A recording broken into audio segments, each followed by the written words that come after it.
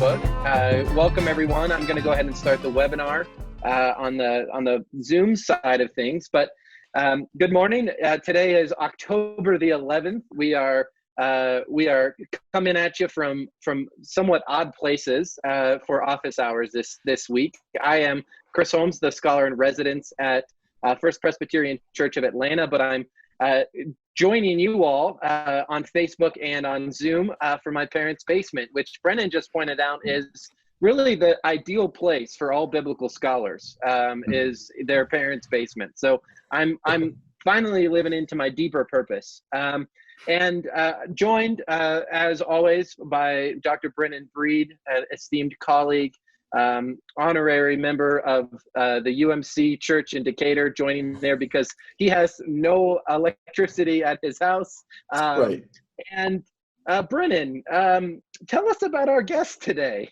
Well, thank you, Chris, and I want to extend a warm welcome to Davis Hankins, who is a professor, associate now, right? Mm-hmm. Yes, associate professor of religious studies. Is that your title? Mm-hmm. I always think. I'm not sure I even know, but yes, associate professor of religious studies. Associate professor of religious studies at Appalachian State University in the beautiful city of Boone in North Carolina. Davis and I go way back. We were in Emory together. We were advised by Carol Newsom, an amazing professor and mentor. And Davis, his dissertation is a really challenging, amazingly broad and synthetic reading of the book of Job that brings to bear modern philosophy and psychoanalysis and all kinds of amazing, fascinating thinkers to bear on the book of Job, and delivers a fresh and new reading of the book that is really amazing. The book of Job, the imminent genesis of transcendence, don't miss that one. And also, Davis and I are currently working on a project together, but I will throw it to him to ask about that. So Davis, we generally ask when people show up, we ask them one kind of open-ended question. And of course, there's a million ways that any one of us could answer this question. But what are a couple of ways that you bring a lens to Scripture? Or what are some of the different ways that you have kind of assumptions or different ways of thinking about the world that help you in your reading of Scripture? And again, thank you so much. By the way, this is not Judy Fentress-Williams, who cannot join us this week, unfortunately. I forgot to mention that. Surprise! Davis and I are excellent friends and really Havroot or study buddies. And I called him at the last minute, and like Mariano Rivera, stepped up to the plate in the ninth inning to save the day. So in any event, thank you so much, Davis, for joining in. Judy unfortunately couldn't be here with us, but we will benefit from your scholarship as well, and we'll I'm sure invite her back another time. So Davis, through what lens do you see Scripture, or what lenses maybe? Yeah, that's a great question. I think it's an important question because we all obviously come with our own particular lenses to the reading of Scriptures, and are in many ways formed by the communities out of which we arise. And for us, especially, I think, who go into biblical scholarship, we are especially formed by the folks who have taught us along the way. And for me, by far, I think, hermeneutically speaking, in terms of interpretation, the most important teacher for me, most formative for me, has been Walter Brueggemann, who was a professor at Columbia Theological Seminary, where Brennan now teaches, and is retired while I was a student there of his. And one of the things that he insisted upon in a way that I found to be quite freeing is it's not that any of us ever approach the Bible without presuppositions or without being situated in a particular place, but that he always insisted that the Bible that we talk about in the church, the God that we talk about in the church, is the God of the biblical text, that the God of the biblical text lives in, with, and among the words of the biblical text in a way that we don't come to reading the Bible. We all come to reading the Bible with certain notions about God, but the best kinds of interpretation happens when we are able to read the Bible and understand the God of the Bible as emerging out of that reading encounter between the biblical text, this is another important aspect of his hermeneutical approach, I think, that has also shaped me, is that we approach the biblical text as a scene of conflict and controversy and contradiction, and is out of and ourselves, as well as approaching the text with our own conflicts and contradictions in our psychological realities, as well as in the larger social world in which we live. And it is through the engagement of ourselves out of our own contradictions and the text that is laden with its own contradictions that our encounter with the biblical God emerges with every new reading, hopefully situated in a larger community and engaged in questions about power and psychology and social dynamics that are all dynamics in which the biblical God is constantly embroiled and enmeshed. So I think those are some of the main questions that I come to the biblical text with, again, deeply influenced by Walter Brueggemann and Columbia Theological Seminary.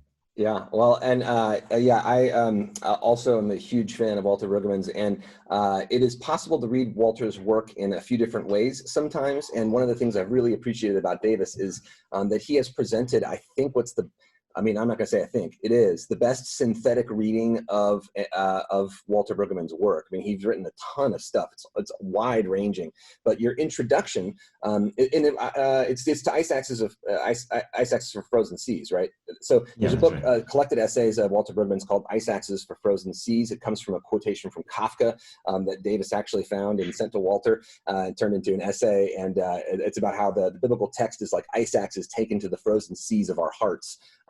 In the introduction to that book, it's by that's from Baylor University Press, I think. And to the introduction to that book, Davis has like a 30-page or so broad reading of Walter Brueggemann's work, trying to piece together like all of the huge amount of texts he's read and written, and trying to really put it into kind of a system. And to my mind, it's provocative and compelling and really brilliant. So thank you, Davis, for doing that. It's a real service. But also, you're right now working on a couple of things.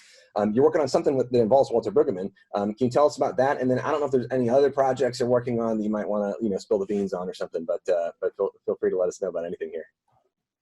Yeah, I'm working on a couple of things. A couple of them with you, Brennan, that are on Ecclesiastes primarily is the sort of jumping off point for these projects that we are involved in. And we began working on Ecclesiastes a long time ago, but we began to look into the early Hellenistic period, which is right after Alexander the Great conquers the Persian Empire, which is so formative, the period in which the Persian Empire is in control of the tiny little impoverished colony of Judah.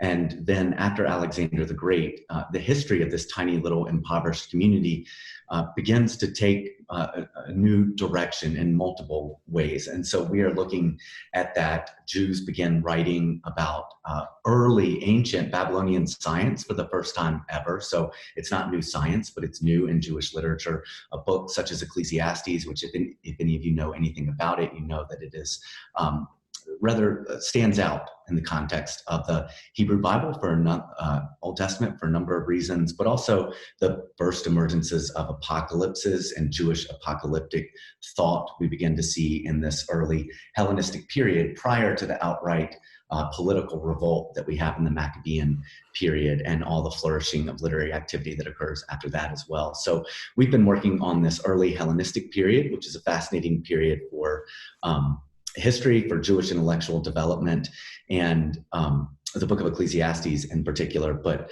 as Brennan said, I also continue to work on the corpus of Walter Brueggemann's work, which seems never ending, and he just continues to write and write. Yeah, and he's one of those scholars that has a publish button on his keyboard. Like it's not even it just goes straight to the publisher. Right.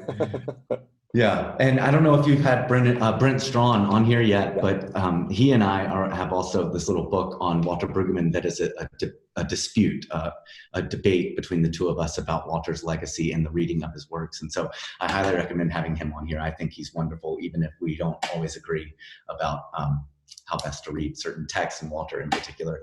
We agree about most things, and he's usually right, but we have a... Yeah, we were fortunate to have him on a couple months ago. But so Davis, thanks so much for letting us know about that. And we this week are shifting our focus from Ecclesiastes, you and I, to the book of Ruth, chapter 3, and what one might describe as one of the spicier chapters in the entire Bible. Now, just to recap a bit, right? So just to get us back up to speed, we're following Ruth and Naomi, the story of these two women who have, in chapter 1, really Ruth creates a family out of thin air, this covenantal declaration, your people are my people, your God is my God, and creates this new family alliance or allegiance with these two women who aren't related by blood. Ruth herself is a Moabite. She's suspicious to Israelite people. And then these women who now have become destitute are returning back to Bethlehem. They get there, and there's this scene during the harvest time, the gleaning of the harvest, where Ruth is picking up scraps of food, and Boaz, who happens to be an important and worthy man who is somehow related to her, or at least was related to her in some way, shows her attention and actually protects her, it seems, from abuse in the field by the young men who are working there. And the last verse of this I want to ask about here. So the verse 23 of chapter 2, the kind of pivot, we didn't mention this last time, but that's because it can get us into this next chapter. So she stayed close to the young women of Boaz, gleaning until the end of the barley and wheat harvests, and she lived with her mother-in-law. So, I mean, you might just think like, oh, cool, she kept like this, that's just a marker of time, like the barley and wheat harvests ended. But if for someone who is gleaning for their food, what would the end of the barley harvest or the wheat harvest, what would the end of the harvest season have meant for someone like that? And why is this like a pivot point in the text, do you think? Well, I mean, it is for the gleaners. I assume you talked about the text in Deuteronomy 23? Yeah. About the leaving the gleanings for those who come behind, for the poor and the widow and the orphan, the most marginalized categories of peoples in this kinship-based patriarchal household social system. These are the folks who are the most vulnerable. And so there is what Frank Kruseman has described as the earliest social welfare system legislated in Deuteronomy. And Ruth portrays this world for us, this narrative world, as one in which the people are more or less living according to the covenantal traditions laid down by Moses in the important legal literature in the Torah and Deuteronomy in particular. And so this has been a period in which these precarious women, widow, childless, orphan, more or less, right? I mean, we don't learn that, I don't think explicitly, but might as well be, are able to find gleanings on which they can survive during the harvest season. But at the end of the harvest would presumably mean some sort of break in the social welfare system that has sustained their lives so far. So it's right in the middle of the book, right at the end of chapter 2 in this 4-chapter book. And the drama of the narrative is brought home to bear in a very human way for us as readers, where we are reminded that despite the fact that in chapter 2, we learn about Ruth finding favor and even excess in her ability to glean, right? That the precarity of their situation is not absent from the overall story, that they're looking at the end of the harvest season, and one wonders then about where their sustenance may come from. Yeah, that I never thought about this before, but it just popped into my head when you were saying that the interplay of like fullness and emptiness, and when Naomi says my name is bitter, but then she also says I was full, but now I'm empty, and the idea of the house of bread having food or not having food, right? The famine in Moab, the fullness of food in Moab. There's this interplay of fullness and emptiness. And right here, they have been full temporarily, but that's about to shift, right? So like for them, it'll feel like famine time, because there's not as much of this of that social welfare system or whatever, that there's this kind of gap in it. Maybe there's not the gap. I mean, Deuteronomy also says you're supposed to have these like grain storage every 3 years that you fill up for people to draw from. But the question is, would they have actually gone through that? Leviticus 19 talks about gleaning too, and says everyone should be able to glean. But then it also says, love the alien as yourself. But obviously people don't follow that very closely either sometimes. So anyway, yeah, there's so we got this kind of precarious sense of not being full, maybe. Yeah. Yeah, and so that's really the foreground, or the background rather, to chapter 3, which opens with Naomi's plan for Ruth. And the first verse of chapter 3 is Naomi saying to her, my daughter, which again we've paid attention to the language used to describe Ruth, whether the Moabitess, or here she's addressed as daughter, which is significant. And I need to seek some security for you, is how the NRSV renders it. And so can we spend some time talking about what this security is, and what is Naomi's plan in these verses laid out in verses 1 through 5? So what do we make of this security, or rest is another translation, I think, Brennan, that you highlighted. What is Naomi hoping to do in this moment where the threat of starvation is very real with the end of the season of gleaning? Yeah, that word there, the Hebrew word for it, can be translated security in the NRSV. It's manoach, which often means like rest. When someone takes a rest, a break or something. Okay.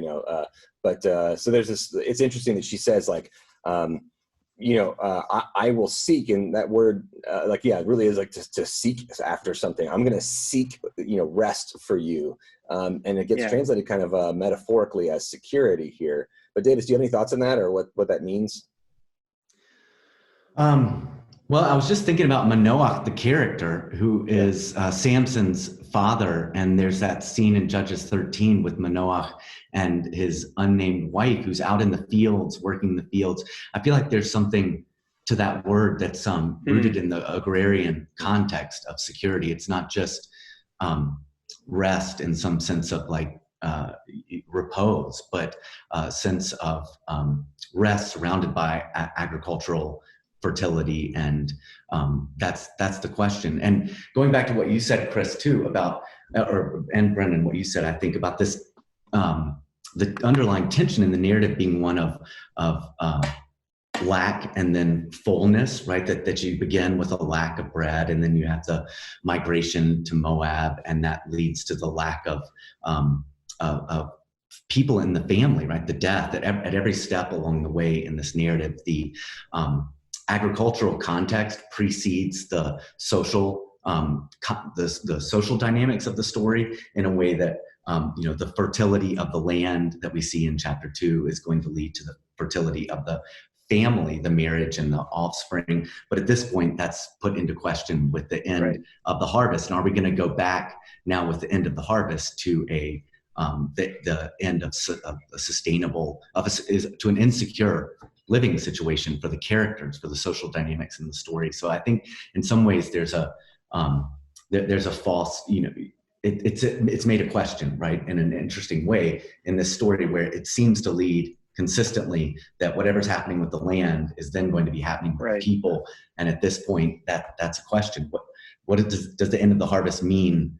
The end of a viable social life for the two? And then we don't know that, of course. We just have to infer so much when it comes to Hebrew narrative about what's going on in the background. But the fact that Naomi at least feels the urgency of finding security, rest,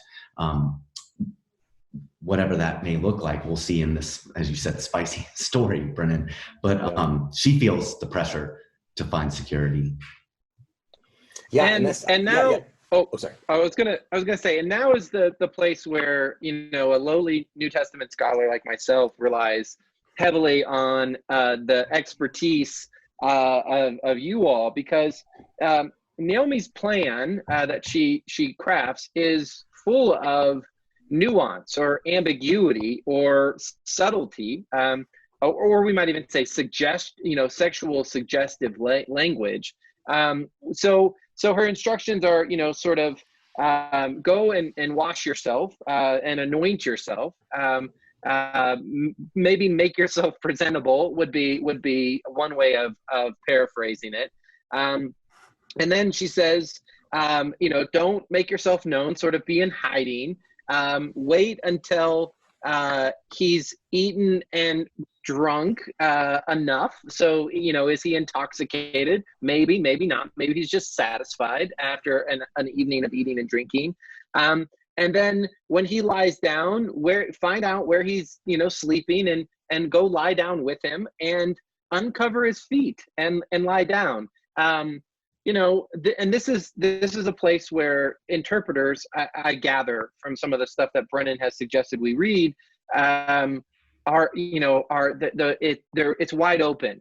Is this simply, an innocent camp out?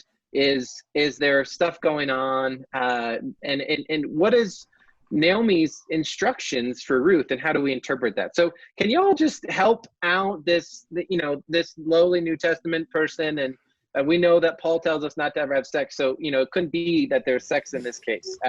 So what's going on in Ruth chapter 3? What's spicy about these verses and the verses that follow? You want to take that? Start, Brennan, or I can jump in. Yeah, I think it's really important here to remember this is all what Naomi is saying to Ruth. That this is a plan she's come up with because they're so destitute. You can think of people like this is a Hail Mary attempt. At trying to kind of secure some kind of life for themselves when the food runs out. But so yeah, she's going to try to get a guy to marry her. That's kind of the I think the assumption here. But then the assumption is what else goes on. But yeah, so like she's going to get cleaned up. She's going to wash and anoint herself. She's going to put oil on herself, which was like a way of oil was often perfumed, like that you would anoint, you would kind of put on yourself. So she's going to try to smell good. She's going to try to look good.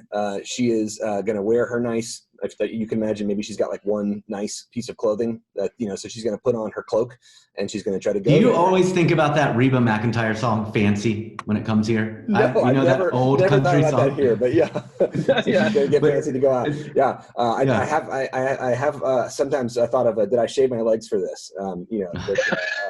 With Ruth 3, but anyway, but this so then she goes to the threshing floor, and to me like that, there's a couple of times where the threshing floor is mentioned in other circumstances that suggest that it was, it's a place of hard work. So at the end of the season, they would pull as much of the food as they possibly could in. If you think about this agrarian society, you basically have to get all your food for the year and try to store it as well as you can so that it didn't get eaten by mice and go rotten and all this stuff. This is your year's worth of food you have to store right now. You have to preserve it well and so on. So the threshing floor is this place of like huge amount of work and labor all at once. You're working all hours of the night, and yeah, they're probably eating and drinking a lot because they're using a lot of calories, but also they're celebrating while they're doing this, because it's like, you ever see like when in like a movie when they have like the heist, and as they grab all of the money, they like throw it up in the air and they like jump on the bed and they like, probably, have a drink. So,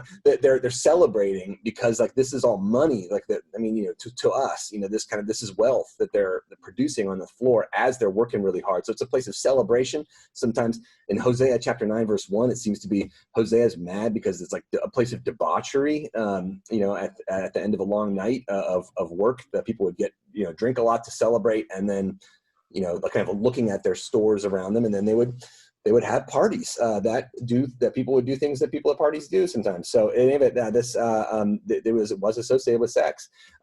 These are also places that seem to be dangerous for women. So a woman goes to the threshing floor, and there are lots of drunk men who've been working hard all day around, who are agricultural laborers. This is a situation where I can imagine. Time and again, women were abused in situations like this, in the ancient world and in the modern world too, right? So, and even all to say, like this is a place. This is a risky scheme. It seems to me, at least that's how I see it. Davis, what do you see? Yeah, I think that's right. The language, as you said, Chris, is filled with sexual innuendo. All of these commands about uncovering his feet, lying down. They're just a litany of terms that each of which could be used in a way that doesn't involve sexual innuendo. But when you pile one on top of the other, the way that they are, both in Naomi's instruction to Ruth and then in the report of what Ruth actually does, which are, I think we may come back to this, interestingly, not the same, what Ruth tells Naomi to do and then what Ruth actually does. They're not completely different, but they're not exactly the same either. And so you see in that a level of agency on the part of Ruth. Naomi may concoct the scheme, but Ruth isn't simply carrying it out. And in any case, when you add the litany of sexual innuendos one on top of the other, it's not that what we get here is a fully filmed sex scene or something that remains in the background. Right. But the innuendo suggests that may be going on, as well as Brennan said, these other texts that we may look to where such as in Hosea, where it looks like, at least in the imagination of some in ancient Israel, if not in reality, at least in the imagination, there's something sexual that's associated with the threshing floor. And it would have looked differently too in different sorts of social organizations, I think. And if most of ancient Israel lived in small agrarian subsistence survival communities, the threshing floor could have been a place that, it would have been a place that involved both genders and sexes at work at the threshing floor. This is a time when it's all hands on deck. But there are other sort of times in which Israel lived where there was more of an unequal distribution of labor, and that men were more involved in agricultural and labor outside of the home. And so this may be a place where the time when Ruth is set doesn't exactly reflect the story that it tells, where it seems more gender segregated in that the men are out at the threshing floor and Ruth sort of interrupts this male dominated space with her own female body. But in fact, in historically speaking, in this sort of a society, it probably was a place with, again, as many hands as we could find, regardless of sexual or gender identity. Yeah. Oh, sorry, go ahead. I was just going to say, at the very least, the cultural script would suggest that this is not the sort of place or time that a woman hoping to preserve her honor would sort of go dressed up in her finest cloak and hiding in the dark. Like, right. At the very least, the risk to Ruth's honor is at stake. There's a tremendous risk for her to follow through on these instructions because of what could be assumed was happening with her presence there. So there's an important risk there.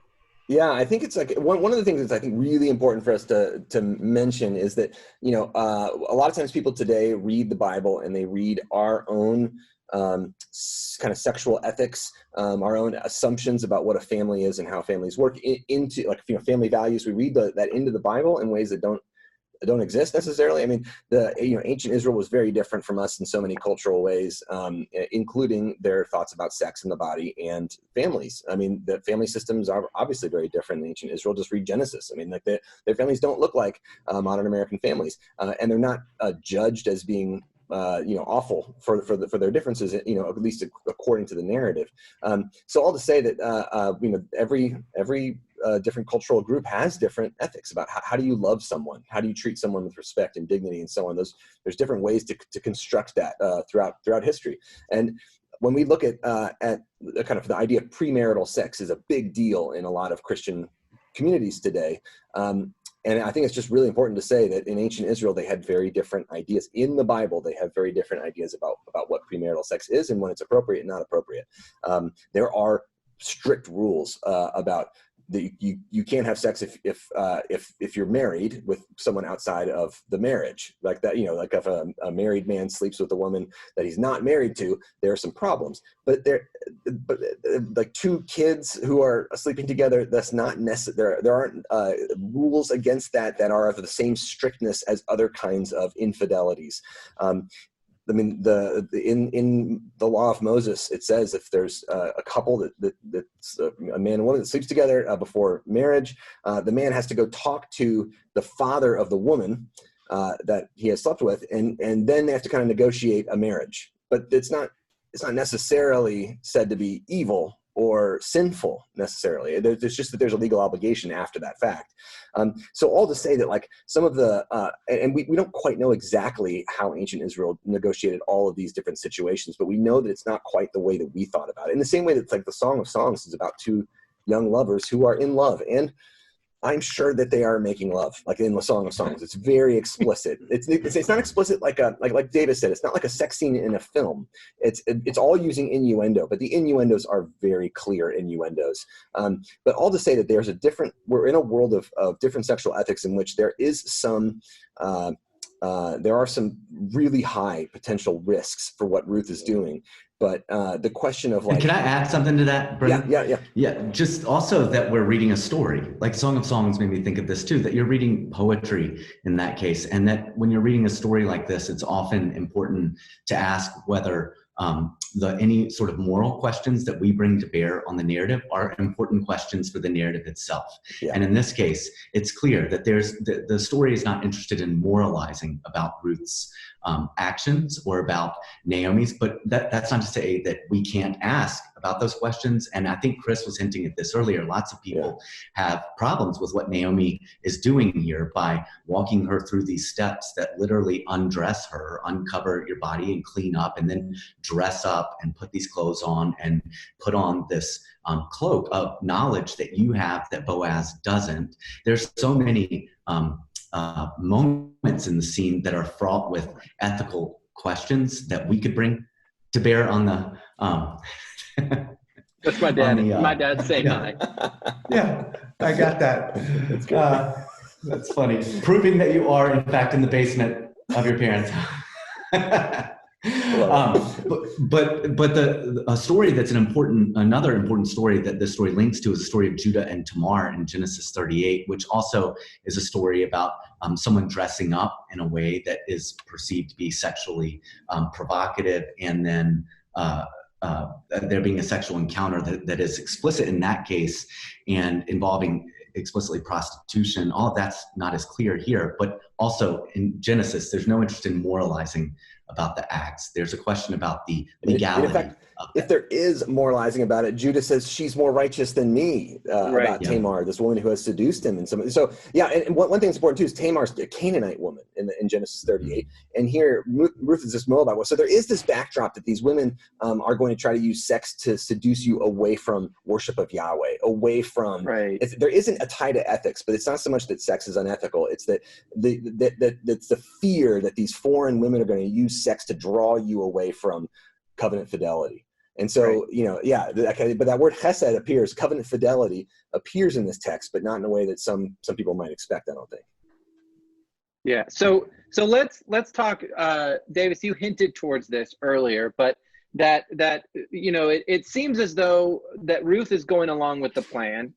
She makes her way down to the threshing floor in verse 6. She says, the text says she did just as her mother-in-law had instructed her. But then there's a subtle change in the text, right? That suggests that maybe Ruth isn't exactly following Naomi's instructions when she says in verse 9, I am Ruth, your servant. Spread your cloak over me, your servant, for you are the next of kin. This is not part of Naomi's instructions, right? This is sort of a almost an audible on her part or something, right? Is that fair, you all?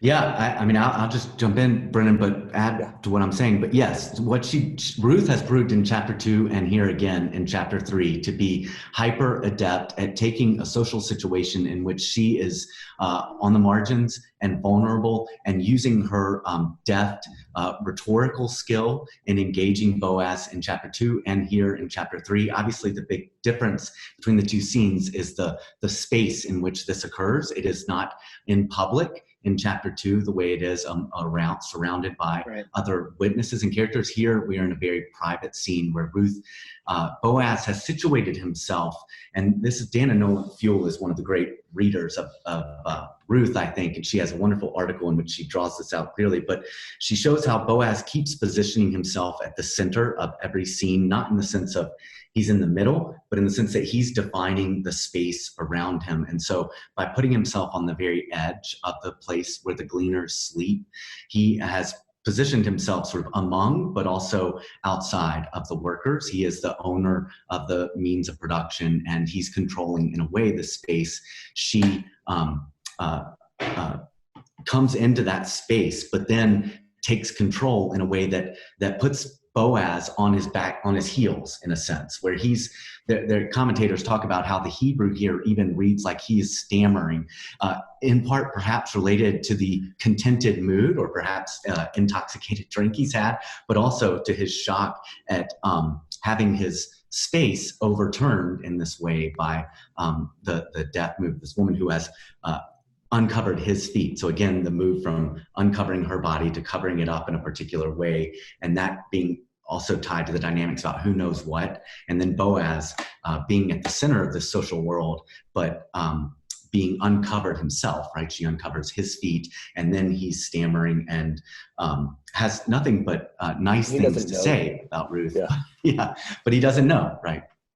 Yeah, and I love too that, like, Naomi's plan was, hey, show up on the floor and follow my advice. And, they know that this guy is supposed to be a really good guy, and they've seen that he's been good to Ruth. So it's not like they're like, Naomi's telling Ruth to throw herself at somebody who might, be a horrible person. But still, there's this scheming trickster element to this, right? And it's cool to see how God uses trickster characters all the time. Often people from kind of marginal situations, right. Jacob being one, right? But who's doing this like to get the blessing, right? They're doing this for like a good end. Or, Rebecca, who knows that the promise is supposed to go to the younger son, but she knows that she's got to trick her husband to get it that way, right?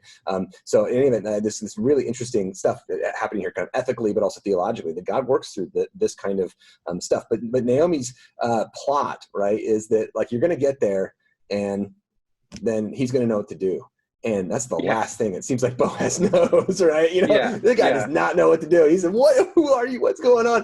And so then, but I love it. Just like, they come to the end of the gleaning season and they have to improvise. They have to come up with something. It's their own initiative. The world isn't going to help them. So they have to come up with something. And really that's God in the text, is that like, it's these moments of, these two women saying, okay, I'm going to try this, right? And so Naomi tries this thing, and then it doesn't work the way that they thought. And then they have to, like, Ruth comes up with her own improvised plan. And going back to the God, that's the connection with 2:12, is where in Boaz's and Ruth's interaction, he says, may the Lord bless you, under whose wings you come for protection. And that's the same word as here, the skirt. Right. So there in chapter 2, Ruth replies, again, very deftly, that, well, my Lord, she calls him, not in reference to the deity's name, but the master, my Lord, may I continue to find favor in your sight, right? He says, may God bless you. And she says, well, how about let's start with you first. And then here too, he had said, right, may God continue to give you, protection, under whose wings you come for, or security or whatever. And then here she says, now you spread your wings and or skirt. It's the same image here. Where Ruth keeps turning back to Boaz. Boaz has these sort of pious platitudes, he says, like, God bless you. And Ruth keeps saying, well, let's start by making that concrete let's talk about how you might bless me. Yeah, it's a really cool, that's a really cool thing to point out. Like that in the text, Boaz is a stand-in for God, like in the text, like here, the Redeemer, right? Like that word that's translated in the NRSV, next of kin, unfortunately. That's kind of what it means, right? But like the word Redeemer is actually what that word is, the Hebrew word goel, which often is a next of kin that is supposed to legally help the people next to them and so on. But God is also the Redeemer, the one who redeems, and saves people. But I just love it that, like, Ruth is basically clinging to Boaz, and she's going to like wring the redemption out of him. She's going to telling him, you need to stand in the position of God here, because no one else is going to do this for me. If God's going to have a redeemer, it's got to be here, and it's going to be you. And let me tell you the lines to say, right? I love that idea that God has to kind of find a way into the world, and here it's this kind of like a guy who's got a good heart, it seems, but like doesn't really know exactly what to do. And Ruth's got to coach him.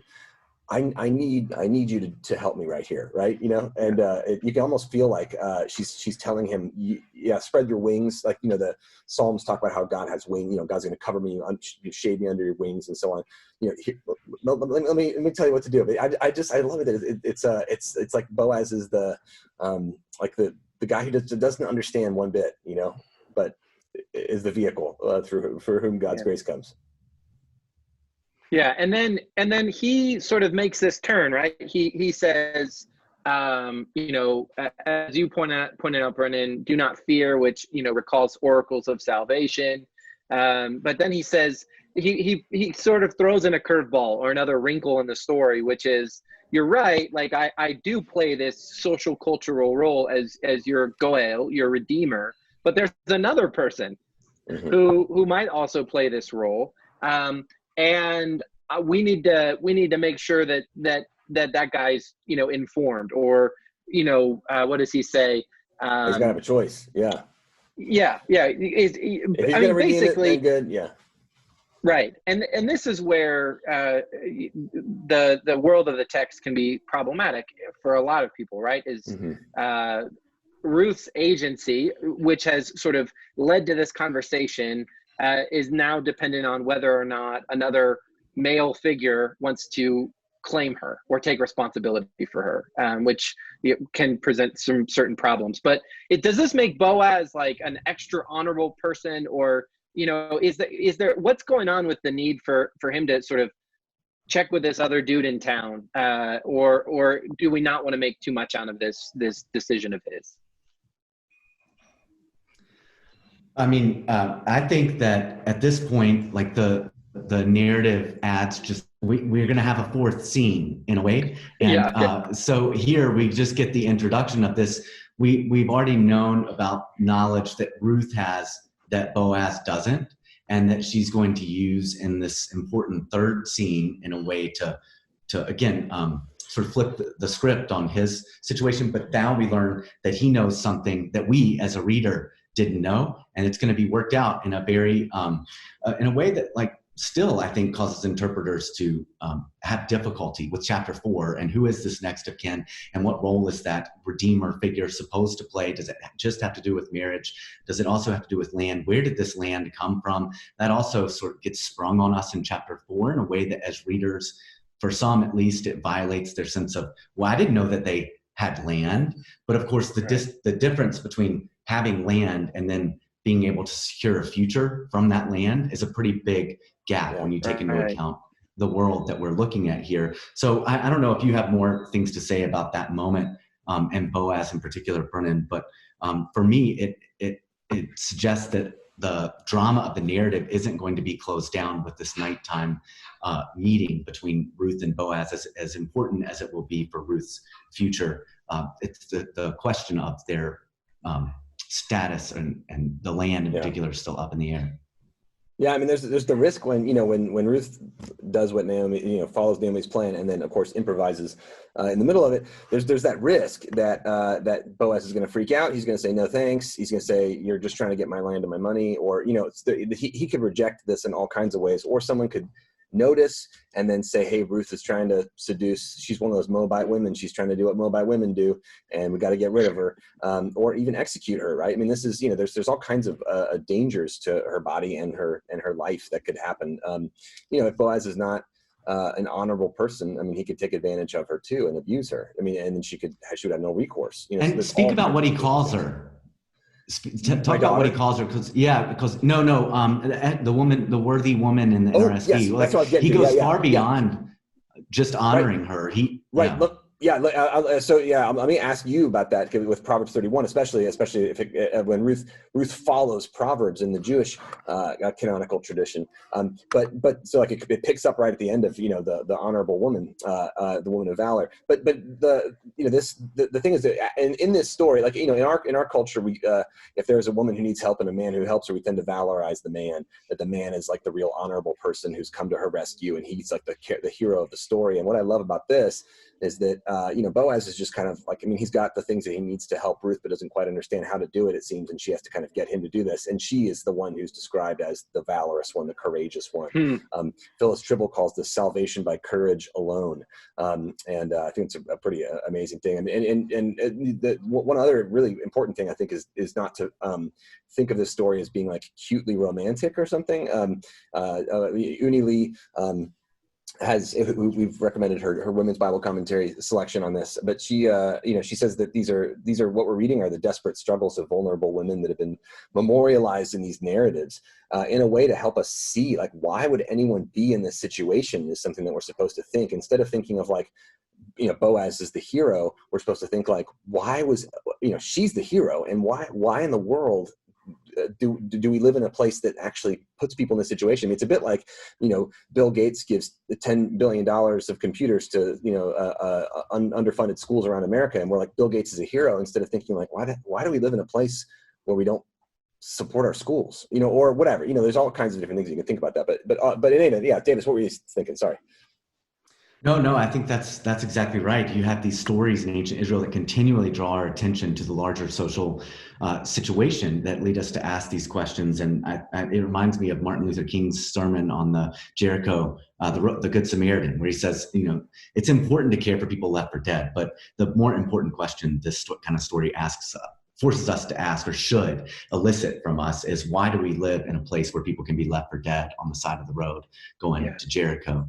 And so, I think that's exactly right. But so you might think like, why we got all these laws about like gleaning, and we help the poor people, right? But this might point out, we got some of those kind of small social welfare nets, but they don't actually save everyone. And in fact, like we can do better is kind of one of the things I take away from this story, at least.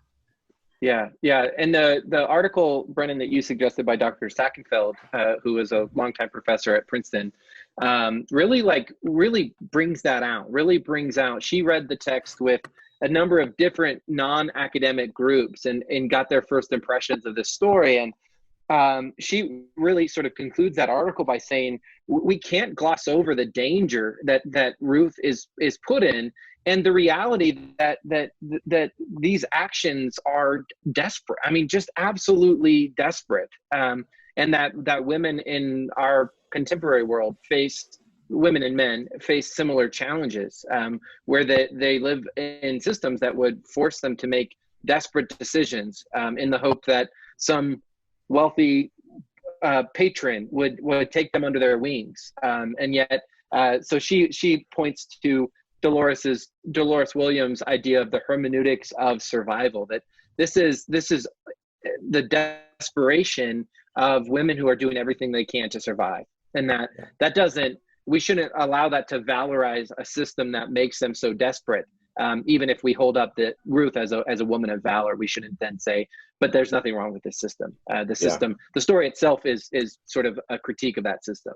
Yeah, and Boaz recognizes that. Yeah, he's the one who says you have valor, or but also he uses this word chesed in verse 3:10. So kindness, it can be translated. What's it translated in the NRSV? Loyalty. This kind of covenant loyalty.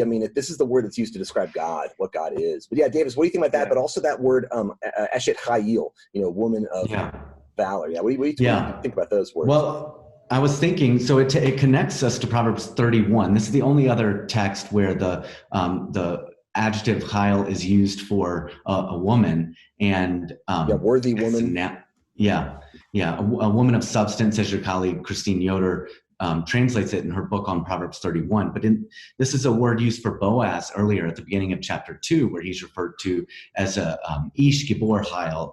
Here it's eshet chayil, which is the same word for her. It is something that's used to refer to a valiant person, a person of strength and courage. This may be behind was it Sackenfeld who you said, or no, I can't, who said Dolores this Williams, is a story. it's the survival. Yeah. Yeah.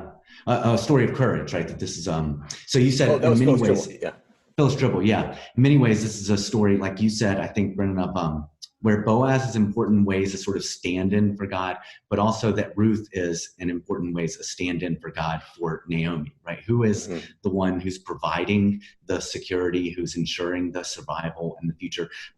And then behind those two questions is like, where's God in the story? And this story of Ruth takes its place along other texts in the Second Temple period, where I think in many ways God recedes behind the scenes. And it sometimes traditionally that Ruth has been read as a story about sort of divine providence in the background. But if you read it like that, I think you miss the extent to which there is courage, risk-taking. The story world is open and defined in important ways by the decisions that the characters make. And then it also amazes me, Chris, what you were saying, how many of ancient Israel's stories do put these highly vulnerable, marginalized, exploited people at the center. I'm reminded of Job, how Job is made at the end the carrier of the truth about God and the center of the community. Ruth is in many ways a story about that, where Ruth comes to function in a way at the center of the community. But also there are questions about that in chapter 4, where Ruth disappears, right? In the end of chapter 3 is the last word that we get from Ruth in the story. And so that, I think in many ways, Ruth is an exemplar of covenantal fidelity, of chesed, as Brennan said, this loyalty term, which is the ideal ethic in ancient Israel, at least in the covenantal traditions. And the fact that you have a foreigner, widow, for a while childless, poor woman who is a Moabite is the carrier of this ethic is remarkable, and again reminds me of the non-Israelite Job, among others. And the idea of hesed, one of our people watching on Facebook points out, some of the hesed that we see in Ruth is her willingness even to listen to her mother-in-law, follow these instructions, is a tremendous amount of hesed. So we have only 7 or so minutes left, and we have about 4 or 5 verses left that sort of wrap the story up, more or less, for the 3rd chapter. She lays with him for the rest of the night, but gets up sort of early in the morning, maybe before people can see her or recognize her. He sends her away with, a hefty amount, it seems, of barley, 6 measures of barley. And then she comes in verses 16 through 18 and has this sort of final conversation, a debrief with Naomi. And with, the sort of cliffhanger as far as a Hebrew narrative could go in verse 18, where Naomi says, just wait and we'll see how this matter turns out. And so I wonder in our final minutes, if there's anything to make of these last verses, whether it's Boaz's words of oath or the barley that he gives her, or even this conversation between Naomi and Ruth that wraps up the sort of the plot of chapter 3. I've got a quick thought on that, but Davis, you probably have a lot more. But just the like public aspect of Boaz saying, "I want to say you're a worthy woman, this woman of valor, woman of substance. I want to tell the whole community about that."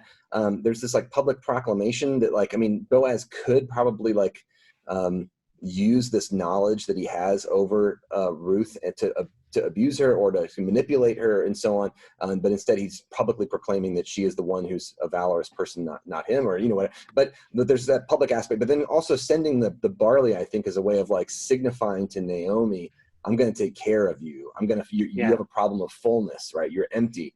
I'm going to make sure that you're full, even at the end of the barley harvest, right? You're going to get a share of what we produce. And it seems to me to be an important part of ancient Israelite, at least the way that the laws of Moses are written, that there's this idea that every Israelite is supposed to have kind of a share in the overall production of the society. And so Naomi and Ruth have been written out of that for a while, but they've got a way back in now, a legal way back in. And this is kind of like an advance payment in a way to help them trust, I think. At least that's how I kind of read it. But Davis, what do you think?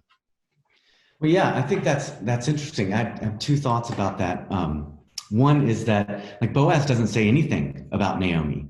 And so part of the interest of these last verses with this window onto the exchange again between Ruth and Naomi is that Ruth again seems to, and as readers, right, we don't know if Boaz did say something to Ruth about Naomi, but in what we're told, at least, he doesn't. And she goes to him and says, oh, and by the way, Boaz also said, do not go back to your mother-in-law empty-handed. He didn't say anything about her mother-in-law. So it may be, again, that we're invited to see Ruth sort of adding a little bit more to the story in a way that brings together Naomi and Boaz in a way that maybe was not on the horizon of Boaz. He's just spent the night with Ruth, that he has, and lots of commentators point out the symbolism of the grain, that the seed that he heaps upon her. It is excessive and perhaps in a way, points toward the child that they will have together at the end of the story. But he doesn't say anything about Naomi, and it may be that Naomi is far from his mind at that moment, having woken up in the morning with Ruth. But what Ruth does is bring them together in the end, showing that what Boaz has done for Ruth or pledged to do for Ruth, it involves Naomi and will secure for her, for Naomi now, the manoach, the security, the well-being for the future that, yeah. Yeah. Well, just one thing that struck me is I just looked at the Hebrew of 3:16, and I know I've like noted this before, but it just struck me again.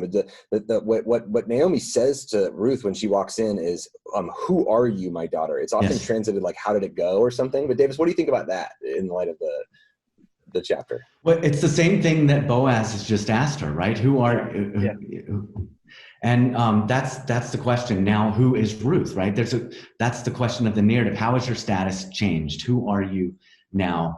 There's a naive way of reading it where it's just like inconceivable that Naomi wouldn't recognize Ruth, wants to know who she is. But that's the question of the narrative is, okay, now that you've done that, like you said, Brennan, the whole question of her status, of her vulnerability with that, what she did on the threshing floor is an open question, so that when she returns to Naomi, we as readers and Naomi are unsure, who is she now?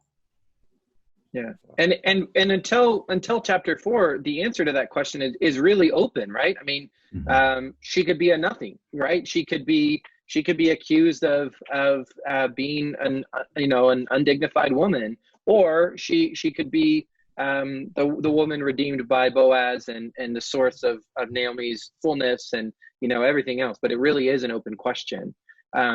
And one of the things that strikes me at the end of this chapter, Davis, and it comes to something you said, is Naomi's role of sort of creating networks that don't exist.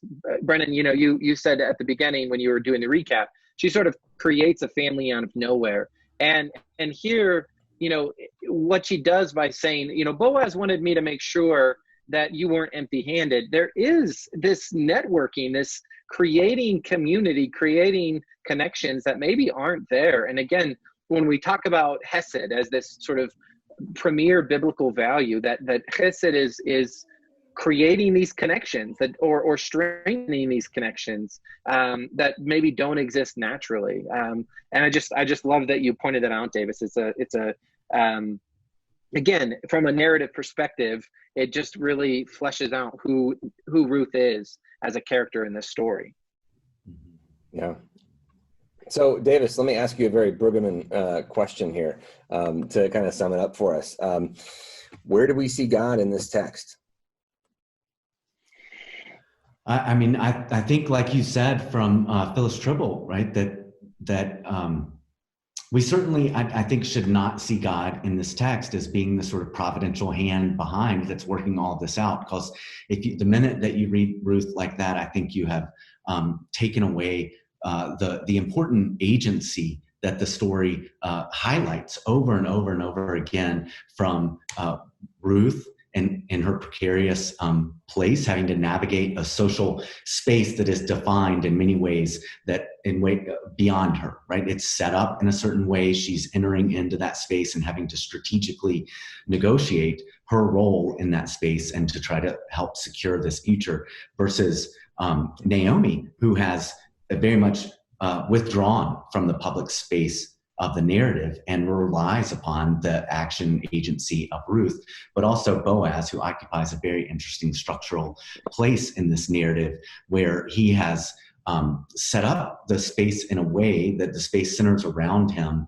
and yet he doesn't put himself above the fray. He is willing to lay the night with Ruth and be uncovered and be open to new possibilities that come from the courageous actions of Ruth and the questionable role played by Naomi, all of which really tie together this beautiful story about what might it look like if Israel lived according to this ideal of covenantal fidelity, where the Israelite and the foreigner, the rich and the poor, the male and female, the old people like Naomi are taken care of, the babies that we get in, like in chapter 4, are celebrated. This is a beautiful story, I think, that of what, especially if you look at it in the ordering of the Old Testament canon, right after Judges, where it's just a disaster in terms of Israel living according to the covenant, and then you find Ruth, and so for me at least, that's where we find God. God only does one thing in Ruth, and we haven't gotten there yet, right? You're going to get that next week with chapter 4, where it's this very conventional sort of statement about God causing Ruth to conceive. That's all that God is said to do in this narrative. So we are left to ask how God emerges out of the courageous acts of loyalty on behalf of the characters in the narrative. That's cool. That's great. Thanks. That's a great way to sum it up. Hey, let me say thank you to Decatur First United Methodist Church for letting me hang out in their debtors. Thank you to your parents, Chris. Yes, yeah.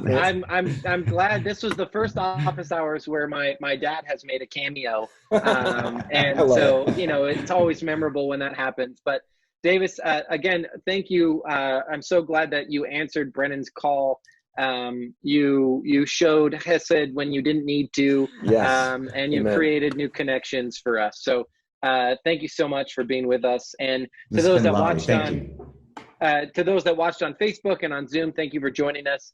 And we will wrap up our study of Ruth next week on Facebook Live at 9:30 a.m. and Eastern time. We hope to see you all there. So thanks again, everyone. Thank you.